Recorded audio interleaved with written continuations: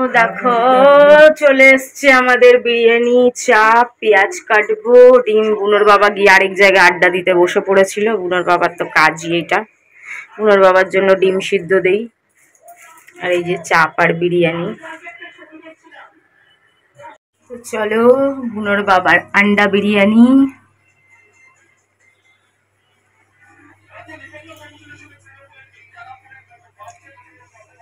আর আমার চিকেন চাপ বিরিয়ানি।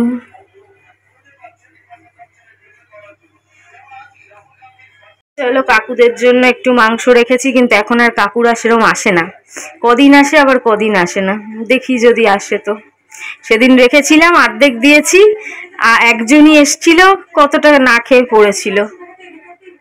চলো বুনোর বাবাকে টাকা দিয়েছিলাম, এই বেগুনি, পেঁয়াজু আর সরভাজা আনতে বলেছিলাম। সরভাজা রাতে এটা খাবো। লাড্ডু আছে ঠাকুরের প্রসাদ বৃহস্পতিবারের, কিন্তু লাড্ডু আমার অতটা ভালো লাগে না।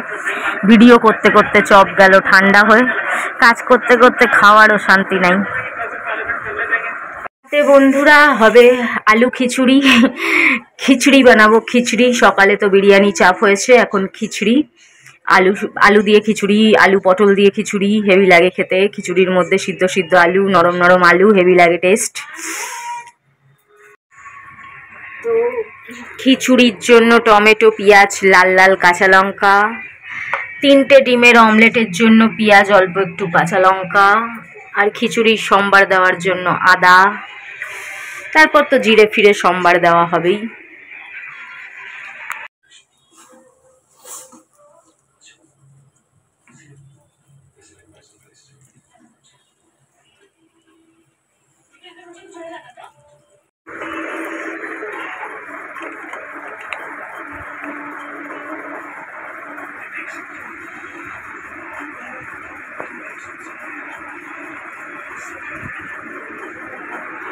মর্নিং বন্ধুরা, ঘুম দিয়ে উঠে তো এসছি, কিন্তু আজকে মনে হচ্ছে না আমি কোনো কাজ করতে পারবো। হঠাৎ করে রাত্রিবেলা কি শরীর খারাপ আমার, জ্বর, গায়ে জ্বর, সর্দি, গলা ব্যথা, কাশি, জানি না। হঠাৎ করে আবার সকালে দেখছি বুনোর বাবা গলা খক খক করছে, কফ ফেলছে, মানে এরকম করছে। কিন্তু তারপরে বুনোর বাবা দেখলাম বাজারে গেল। হঠাৎ করে এরকম হচ্ছে কেন বুঝতে পারছি না। জলগুলো দেয় না, জলগুলোর বোতল এত পুরনো দেয়। আমরা যে কেনা জল খাই, জারগুলো, বোতল না, জারগুলো এত পুরনো দেয়, ভেতরের জলে কি আছে না আছে কিচ্ছু বোঝা যায় না। কালকেই জল দিয়েছে, এমন অবস্থা হয়ে গেছে যে সবকিছুতেই যেন কিরকম একটা সন্দেহ সন্দেহ লাগে, জানি না। তারপরে জ্বর, তো জ্বর কাঁপুনি দিয়ে একটা টাইমে রাত্রিবেলা কি কাঁপছি। বুনোর বাবা শুয়ে আছে, তাও আমি কোনোদিন ডাকি না। আমি এত বছর বুনোর বাবার সাথে আছি, এত কিছু হয়েছে আমার সাথে, আমি কোনোদিন বুনোর বাবাকে বলিনি যে আমার একটু ডাক্তার দেখা, বা বুনোর বাবা নিজেও কোনোদিন বলেনি। আমি কোনোদিন আমার শরীর খারাপের কথা বুনোর বাবাকে শেয়ার করি না। আজকে যে জ্বর হয়েছে বলেছি একটু, কিন্তু বুনোর বাবা গায়েও লাগায়নি, জিজ্ঞেসও করেনি তোকে কোনো ওষুধ এনে দেবো কিনা, আমিও আর কিছু বলিনি। মানে শুধু জ্বর না, রাতে কিছুক্ষণ না কাঁপুনি দিয়ে মনে হচ্ছিল আমার জীবনটা বেরিয়ে যাবে, মনে হচ্ছিল আমি এক্ষুনি মরে যাব। আর গেলে তো ঝামেলা যাবেই, কিন্তু একটু কষ্ট লাগে পুজোর জামাগুলো, যদি পুজো অব্দিও বেঁচে থাকি এই বাড়িতে, তাহলেও অন্তত পুজোর জামাগুলো পরতে পারবো, এটা খুশি থাকবে। তার উপরে রাজীব কালকে 2500 টাকা পাঠিয়েছে। 2500 টাকা পাঠিয়েছে। এরকম ভাবে টাকা পাঠালে কি টাকা না দেখা যায় না। এরকম ভাবে গরিবের ঘরে এরকম টাকা পাঠালে তো 20 টাকা খরচা করি না, 50 টাকা খরচা করি না, এরকম করে খরচা হয়ে যায়। একবারে দিলে কি এটা অমুকের জন্য টাকা, তাকে ধরে তাকে দিয়ে দেওয়ার থাকলো টাকাটা, এরকম ভাবে দিলে। আর দেওয়ার পরে তেরে প্যার কে পাস পৌঁছ গিয়া পয়সা, আমি তোমাদের স্ক্রিনশট দেখাবো। মানে এত হিংসুটে, এত হিংসুটে, জানি না ভালো মনে দিয়েছে কি খারাপ মনে দিয়েছে। এর আগেও এরকম অনেকবার হয়েছে, তোমাদের বলেছিলাম যে ভালো মনে দেয় না, আমার শরীর খারাপ হয়ে যায়, বা যেই কাজটা করবো ভাবি সেই কাজের জন্য টাকা নেই, সেই কাজটাও খারাপ হয়ে যায়, এরকমও হয়েছে অনেকবার। তো জানি না, ওর থেকে তো টাকা তো চাইলাম, ও অর্ধেক দিল, অর্ধেক দেবে নিশ্চয়ই, কিন্তু সেটা দিয়ে যে কাজটা করব সেই কাজটা ভালো হবে তো? কেন ভালো মনে না দিলে আবার অনেক সময় কাজটাও বিগড়ে যায়।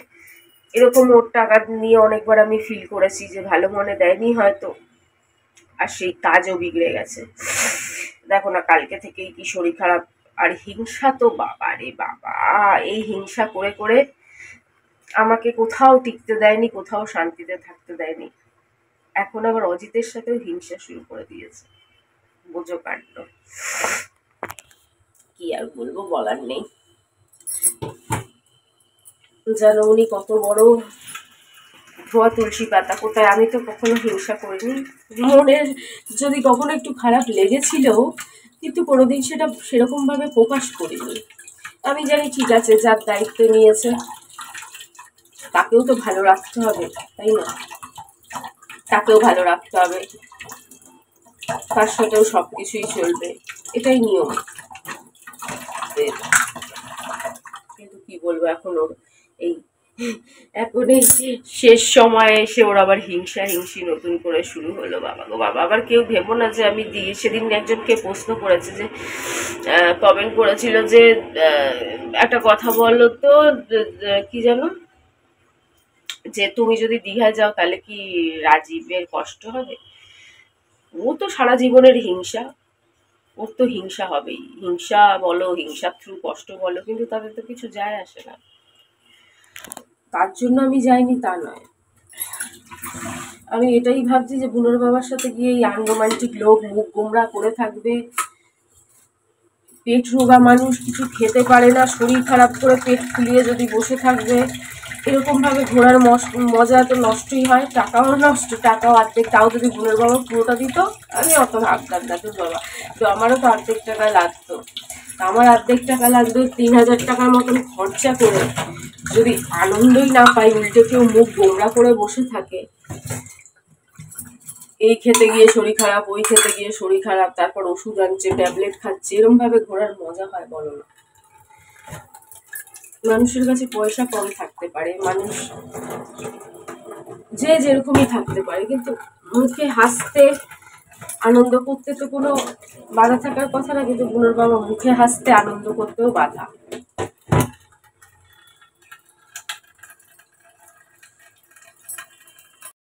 লিখেছে 2500 গেয়া তেরে লাভ কে পাস, দেখ লেনা। বোঝো কাণ্ড। এই যে তার রিসিট। একটা কথা বলতে তোমাদের ভুলে গেছিলাম, ও আমাকে রিচার্জও করিয়ে দিয়েছিল। এই মাসের রিচার্জ তো পরশু দিনে, মানে আজ থেকে 2 দিন আগেই শেষ হয়েছে। আজকে হয়তো শুক্রবার, মঙ্গলবারে শেষ হয়েছিল মনে হয়, মঙ্গল না বুধবারে। তা বুধবারে আমি বলেছিলাম রিচার্জ করিয়ে দিতে, তা আমি বললাম পুজোর অবধি রিচার্জ করিয়ে দেয়। তো 56 দিনের রিচার্জ করিয়ে দিয়েছিল, 56 দিনের রিচার্জ করিয়ে দিয়েছিল। 600, এই 650 টাকা সামথিং রিচার্জও করিয়ে দিয়েছে।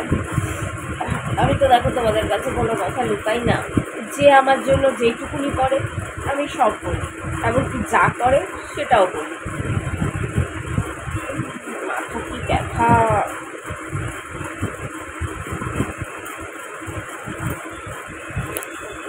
আমি এসে শুয়ে পড়েছি বন্ধুরা, ভাতটা বসিয়ে দিয়ে এসে যে বিছনাগুলো গোছালাম, বিছনাগুলো গুছিয়ে খাটে এসে দাঁড়াতে পারছি না, জানো, দাঁড়াতে পারছি না, নাক বন্ধ, গলা ব্যথা, কি বলবো। ওটাই হোক, আর যা হওয়ার হোক। ভালো লাগছে না, একটু বিশ্রাম করি। বুনোর বাবাকে বলতেও পারলাম না যে আমার শরীরটা ভালো না। আমার শরীর ভালো না তো ঘরের খাবারই তো খেতে হবে। আমরা তো আর কেনা খাওয়ার তো রিচ হয়, আর নলে সস্তার বিরিয়ানি, শরীর খারাপ নিয়ে ওইসবও খেতে ভালো লাগে না। আর আমি তো কিছু স্বাদপদই বুঝবো না, আমার যেভাবে নাক বন্ধ হয়ে গেছে। জানি না এই ঘরটা আমাদের সবাইকে না মেরে ফেলে। কী হচ্ছে এই ঘরে। জীবনে আমি কোনোদিন অন্যকে মারতে দেখেছি, আমার নিজের চোখের সামনে এসব দেখে দুঃখে আমার আর ভালো লাগছে না। কি বলবো, আমার বাধ্য হয়ে সব করতে হচ্ছে। বুনোর বাবা ভীতু বেটা ছেলে মানুষ বলে, নাহলে তো আমাদের বাড়িতে এসব বাবা ঠাকুমা ওরাই করতো। ঠাকুমা না, বাবা ঠাবারা করতো, দাদু কাকা। কি আর বলবো বলো, নালে বুনোর বাবা নিজে চিল্লায়, আমি নিচে শুই, আমার কানে চালা ঢুকে যাবে, চালা মারতে হচ্ছে, কি মারতে হচ্ছে না মারতে হচ্ছে, এই ঘরটার মধ্যে এসে যাচ্ছে, তাই একদম বিরক্তিকর লাগছে আমার। কষ্ট করে ঘর ঝাড়লাম, বুঝলাম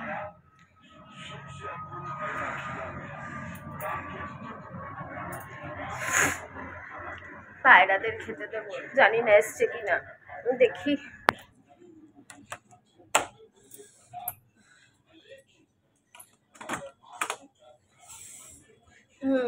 এসে গেছে গো,